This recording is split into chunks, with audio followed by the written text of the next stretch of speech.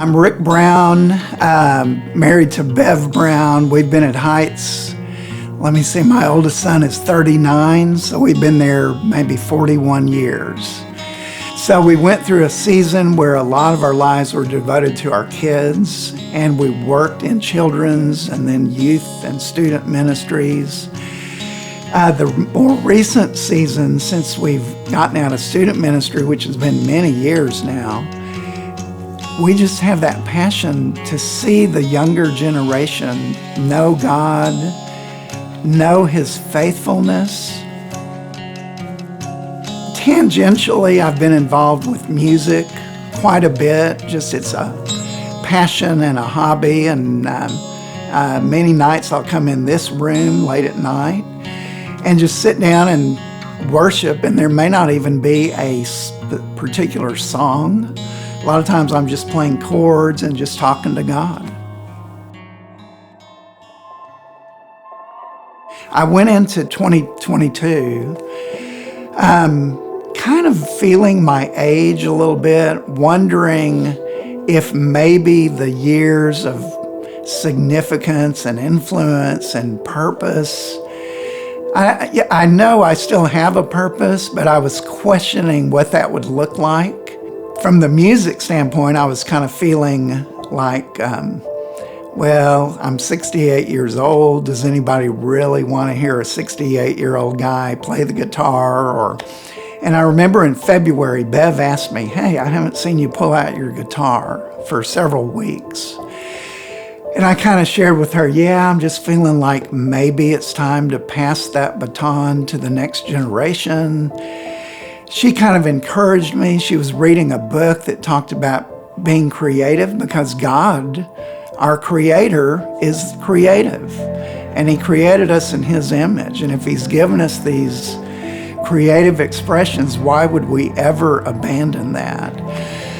I journal through the Word. I was journaling through the book of Psalms. On March the 28th, I came to Psalm 71. And in fact, I wrote, this is especially significant to me today.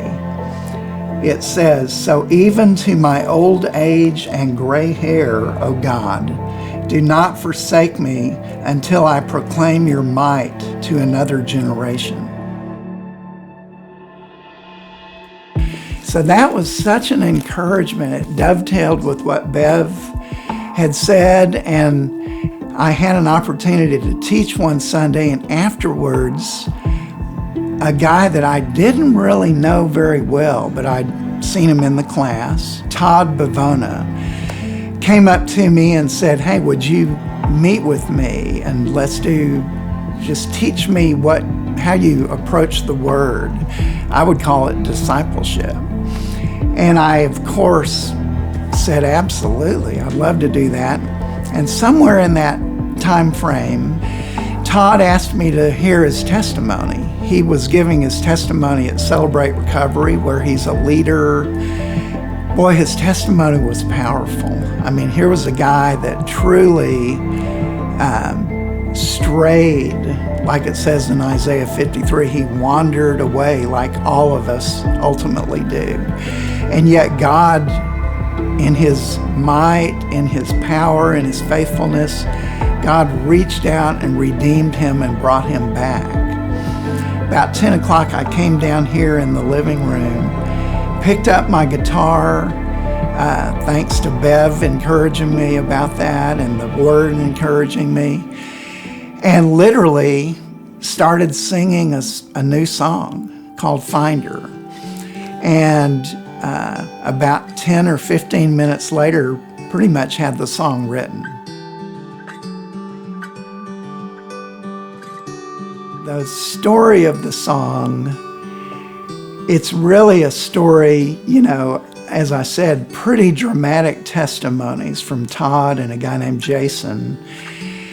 But as I wrote the song, the last verse says, we're all wanderers, like sheep who've gone astray. I realized it's not just these dramatic stories.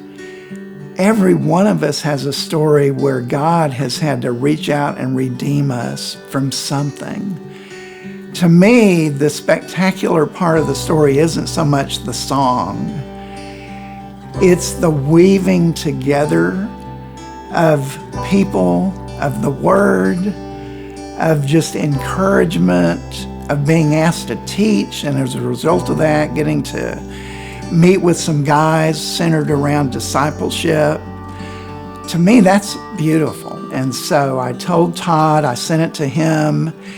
He arranged for me to go to Celebrate Recovery and sing it on a Tuesday night.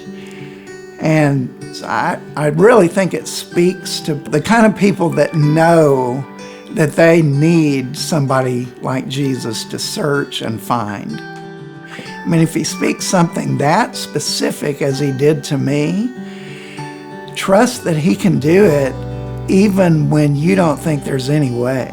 I didn't think there was any way I'd ever be leading worship at Celebrate Recovery this summer, but God gave me that opportunity, and wow, that was just an amazing blessing to me, probably far more than to them. So I would say, trust God, look for opportunities, share your story, and look how your story interweaves and connects with other people.